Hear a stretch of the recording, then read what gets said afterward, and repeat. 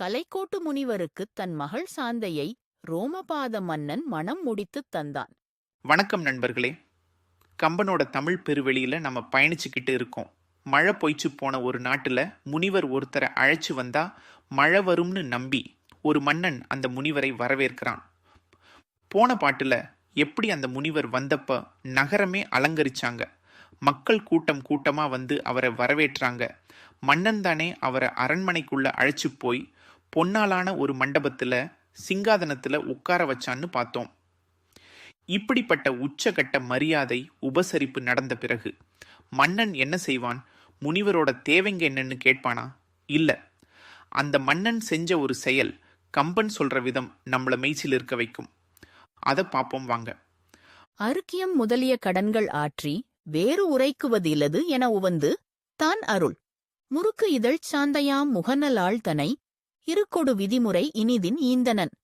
அருமை நண்பர்களே, மன்னன் அந்த முனிவரை சிங்காதனத்துல உட்கார வச்சுட்டு முதல்ல என்ன செய்யறானாம்? அருக்கியம் முதலிய கடன்கள் ஆற்றி. அருக்கியம்னா கை கழுவ நீர் கொடுக்கறது, கால் கழுவ நீர் கொடுக்கறது. அதாவது உபசரிப்புல முதல் கட்ட மரியாதை. இப்படி அருக்கியம் முதல்ல இருந்து விருந்தினர் ஒருத்தருக்கு என்னென்ன மரியாதைங்க, என்னென்ன உபசரிப்புங்க செய்யணுமோ அத்தனையும் செஞ்சானாம் அந்த மன்னன். அது அவனோட கடமையா நினைச்சு செஞ்சான். அப்படி எல்லா உபசரிப்புங்களையும் செஞ்சு முடிச்சுட்டு அந்த மன்னன் மனசுல தோணின எண்ணத்தை கம்பன் எப்படி சொல்றார் பாருங்க.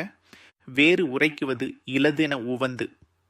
இப்போ இந்த முனிவருக்கு வேறு எதுவுமே செய்ய வேண்டியது இல்லை. நான் செய்ய வேண்டிய அத்தனை உபசாரங்களையும் செஞ்சிட்டேன் அப்படிங்கிற ஒரு திருப்தி, ஒரு மகிழ்ச்சி அந்த மன்னனுக்குள்ளார ஏற்படுது. இதை விட ஒரு பெரிய திருப்தி வேற எதுவும் இல்லைன்னு அவன் பூரிச்சு போறான்.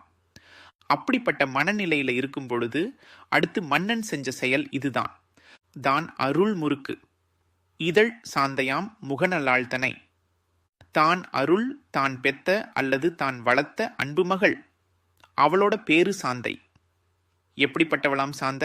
முறுக்கு இதழ், முறுக்கம்பூ இருக்கு பாத்தீங்களா? அதோட இதழ் எப்படி சிவப்பா அழகா மென்மையா இருக்குமோ அப்படிப்பட்ட இதழ்களையும் அப்படிப்பட்ட முக அழகையும் கொண்டவளாம் அந்த சாந்தை.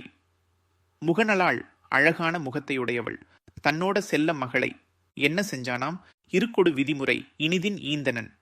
இருக்கு அப்படின்னா வேதங்கள். வேதங்கள் சொல்லக்கூடிய முறைப்படி விதிமுறை, அதாவது சாஸ்திர முறைப்படி மிக இனிதாக மிக மகிழ்ச்சியாக தன் மகளை அந்த கலைக்கோட்டு முனிவருக்கு திருமணம் செய்து கொடுத்தான். என்ன ஒரு வியப்பு பாருங்க. தன் நாட்டுக்கு மழை கொண்டு வந்து வறண்ட பூமியை செழிப்பாக்கின அந்த முனிவருக்கு ஒரு அரசன் தன்னோட செல்வத்தையே கொடுத்தாலும் ஈடாகாதுன்னு நினைச்சு தனக்கு பிரியமான தன் மகள் சாந்தையையே மணமுடித்து தர்றான். இது எவ்வளவு பெரிய நன்றியுணர்வு, எவ்வளவு பெரிய ஈகை! இந்த அளவுக்கு ஒரு அரசன் தன் நன்றியை வெளிப்படுத்த முடியுமா? கம்பன் எப்படி சொல்றார் பாருங்க. உபசரிப்புங்க எல்லாம் முடிச்சு இனி வேற பேசுறதுக்கு ஒண்ணுமில்லன்னு அந்த மன நிறைவுல தன்னோட அழகான மகளை வேத முறைப்படி இனிதா கொடுத்தான்னு சொல்றார். அந்த மன்னனோட தியாகம், நாட்டுக்காக அவன் செஞ்ச அந்த அர்ப்பணிப்பு, ஒரு தந்தையா அவன் காட்டின பெருந்தன்மை, அத்தனையும் இந்த ஒரே பாட்டுல அடக்கிடுறான் கம்பன். அடுத்த பாடலிலே கலைக்கோட்டு முனிவர் சாந்தையுடன் அந்த நாட்டிலே எப்படி வசித்தார் என்பதை பார்ப்போம்.